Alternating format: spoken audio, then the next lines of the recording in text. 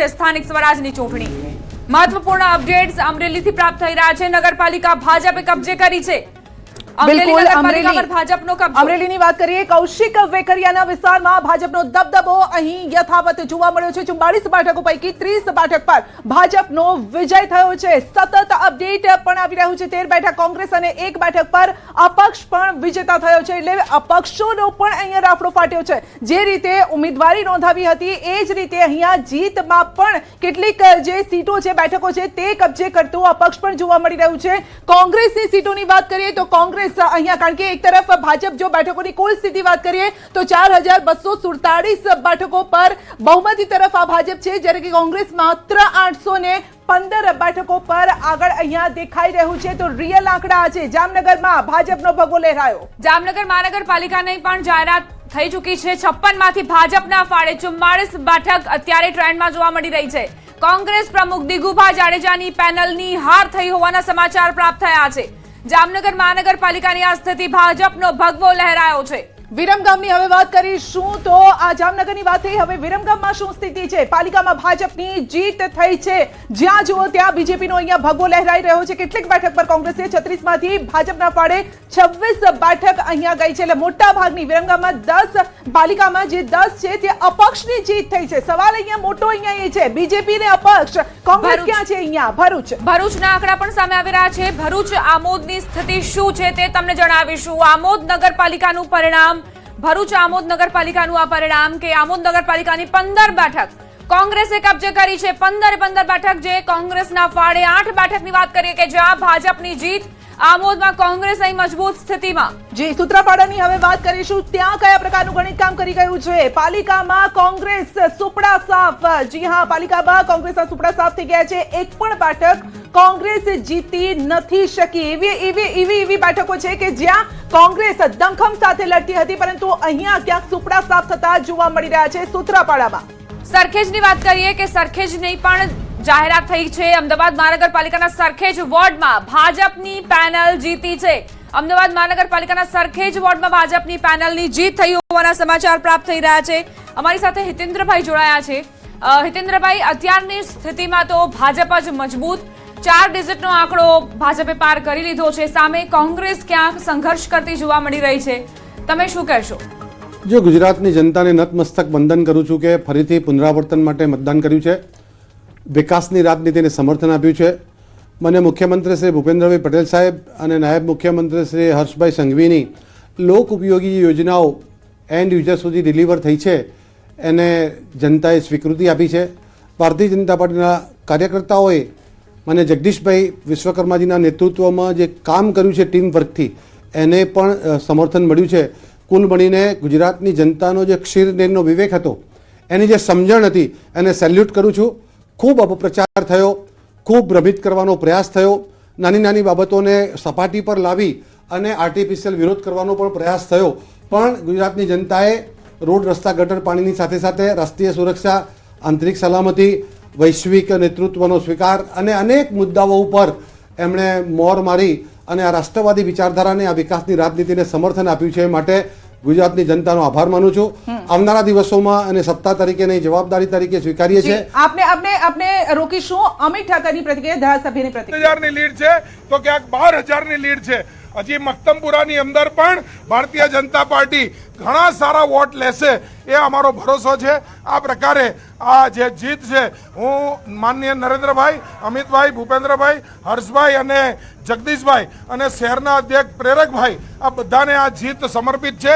લાખો કાર્યકર્તાને આ જીત સમર્પિત છે, જેણે 45 ડિગ્રીમાં રોડની આગની અંદર પણ દોડીને કામ કર્યું, એને આ જીત સમર્પિત છે।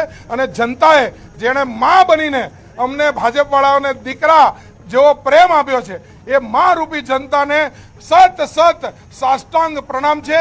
ક્યારે પણ એમના ભરોસાને અમે 4 ગણો કરવામાં કોઈ કસર નહીં છોડીએ। સૌને નમસ્કાર। બિલકુલ, કાર્યકરથી લઈ અને નેતા, ઉપરના નેતા સુધી, કારણ કે કહેવાય છે કે જે કાર્યકર્તા હોય છે સૌથી વધારે મહેનત તો એમની પણ હોય છે। હિતેન્દ્રભાઈ, સાંભળીએ એમને પહેલા। બરાબર કે નહીં? મોદી જે કહે એ કરો। મોદીએ કીધું વિકાસ કરો, અને અમે એ વિકાસ દરેક ઘરે કોઈની અટક પૂછ્યા વગર અમે નામ પૂછ્યા વગર, કોમ પૂછ્યા વગર અમે કામ કર્યું અને એ કામના બદલે બધાએ બધા વાડા, બધા વિવાદોથી ઉપર જઈ અને વોટ આપ્યો. સૌને ખૂબ ખૂબ આભાર માનીએ છીએ અને આ જ સક્સેસનો મંત્ર છે. ઓકે, સરખેજ વોર્ડથી સમાચાર પ્રાપ્ત થઈ રહ્યા છે. પાટણ નગરપાલિકામાં ભાજપનો ભગવો લહેરાયો છે. પાટણ નગરપાલિકાની આ સ્થિતિ, ભાજપે પોતાનો કેસરીયો ખેસ લહેરાવ્યો છે. 44માંથી 23 બેઠક પર ભાજપે જીત મેળવી હોવાના સમાચાર. પાટણ નગરપાલિકાની આ સ્થિતિ. જી, સાબરમતીની હવે વાત કરીશું કે ત્યાં શું સ્થિતિ છે, આંકડા કયા સામે આવી રહ્યા છે. તો અમદાવાદ મનપાના સાબરમતી વોર્ડમાં ભાજપની પેનલની જીત થઈ છે. સાબરમતી તો અહીંયા ભાજપની પેનલ જીતી છે. જો કે શહેરી વોર્ડમાં આમ પણ કહેવાય છે કે જે વિકાસના કામો છે તેને લઈને મત મળતા હોય છે.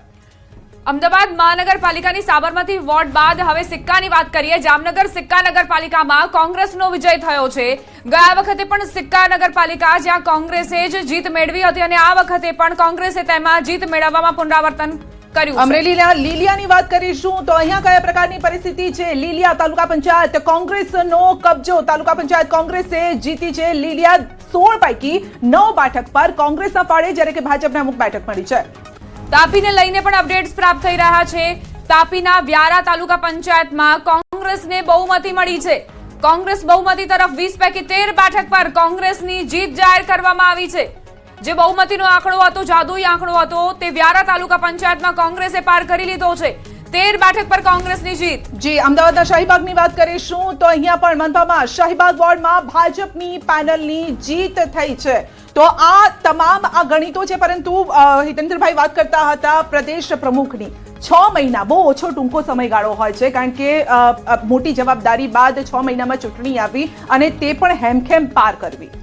જો જગદીશભાઈ કાર્યકર્તા તરીકે, અમદાવાદ શહેરના પ્રમુખ તરીકે એમનો જે લાંબો અનુભવ હતો અને પોતે અદના કાર્યકર્તા તરીકે સમગ્ર ગુજરાતનો જે પ્રવાસ કર્યો છે, કાર્યકર્તાઓની સાથે કનેક્ટ કરવાનો અને ઉત્સાહ વધારવાનો, સાથે સાથે અમારા સંગઠન મહામંત્રી રત્નાકરજીએ સ્ટ્રેટેજી બનાવીને મુખ્ય લોકો સાથે જિલ્લો કેવી રીતે જીતાય, નગર કેવી રીતે જીતાય એની ચિંતા કરી અને જે માર્ગદર્શન આપ્યું છે, આ બધાની ઉપર આ કાર્યકર્તાઓએ પોતે ઉમેદવાર છે. પ્રત્યેક કાર્યકર્તા પોતે. અમારી ટીમ જે છે 24/7 365 દિવસ કામ કરનારી ટીમ અને પેજ પ્રમુખથી પ્રદેશ પ્રમુખ સુધીના લોકો પોતે ઉમેદવાર બનીને જે લડ્યા છે અને જનતાની વચ્ચે જવા માટે જે ભાથાની જરૂર હતી એ માન્ય ભૂપેન્દ્રભાઈ પટેલ સાહેબ અને માન્ય હર્ષભાઈ સંઘવી સાહેબની સરકારે જે ડિલિવર કર્યું છે. કચ્છની એક અપડેટ આપી દેવા છે. કચ્છ તરફથી એક અપડેટ આવી રહ્યા છે. અહીંયા પણ માંડવી પાલિકા વિપક્ષ વિહોણી બની ગઈ છે. કચ્છની માંડવી પાલિકામાં વિપક્ષ જ નહીં, તમામે 36 બેઠકો પર ભાજપનો ભગવો લહેરાયો છે. એટલે અહીંયા વિપક્ષ જ નથી, તમે જ રાજ કરશો.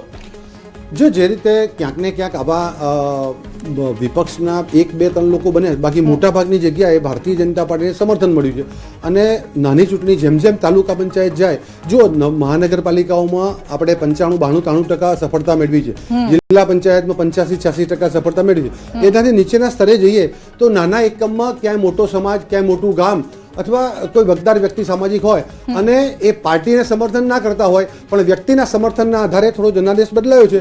પણ 2021 કરતા સવાયો જનાદેશ આવશે. એન્ડ આપની ટકાવારીની હિતેન્દ્રભાઈ વાત કરો છો ને, અહીંયા પણ છે. જો 1% લાઈવ આંકડા અમે આપને બતાવી રહ્યા છે. જે સ્ટ્રાઇક રેટ આપનો જે છે મહાનગરપાલિકામાં 91% છે, એટલે ઓલમોસ્ટ 92% છે. નગરપાલિકામાં અત્યારે 80%ની આસપાસ છે. જિલ્લા પંચાયતમાં પણ અત્યારે 85% ચાલી રહ્યા છે. તાલુકા પંચાયતમાં પણ 73% ચાલી રહ્યા છો આપ. એટલે આ જે સ્ટ્રાઇક રેટ એટલે હું જ સંદેહ જ વાત કરતો હતો કે મોટી છે ત્યાં 85 છે, નાને છે ત્યાં 73 છે. એટલે નાનું એકમ થાય મહાનગર તો ત્યાં કોઈ 2 કે 3 ગામમાં તો મોટા ગામનો ઉમેદવાર હોય અથવા મોટા સમાજનો ઉમેદવાર હોય તો એ મારા ગામનો અથવા મારા સમાજનો એ રીતે એ વ્યક્તિગત રીતે ત્યાં દોરવાતા હોય છે. પણ ઓવરઓલ એ ભારતીય જનતા પાર્ટીને સમર્થન કરે છે અને એટલે જ અને બીજી એક વાત તમે કીધી કે શહેરી વિસ્તારમાં ભારતીય જનતા પાર્ટીને સમર્થન મળે છે તો એ મહેણું આપણે 21માં ભાગી દીધું હતું અને તમામ જિલ્લા પંચાયતો જીત્યા. એ વખતે બીજું પણ એક મહેણું હતું કે પહેલા શહેરી વિસ્તારની ચૂંટણી થાય, એના પરિણામોનું ઇન્ફ્લુઅન્સ આવે અને પછી ગ્રામ્ય વિસ્તારની ચૂંટણી. તો એ મહેણું પણ આ વખતે ગુજરાતની જનતાએ ભાગ્યું છે. મને લાગે છે કે ગુજરાતની જનતાનો જે ક્ષેત્રનો વિવેક છે, એની જે સમજણ છે એને સેલ્યુટ કરું છું કે ગમે તેવી વાવાઝોડું એ મોંઘવારી, ભ્રષ્ટાચાર કે રોડ રસ્તાના પ્રશ્નો આર્ટિફિશિયલ રીતે ઉઠાવવાનો પ્રયત્ન થયો એ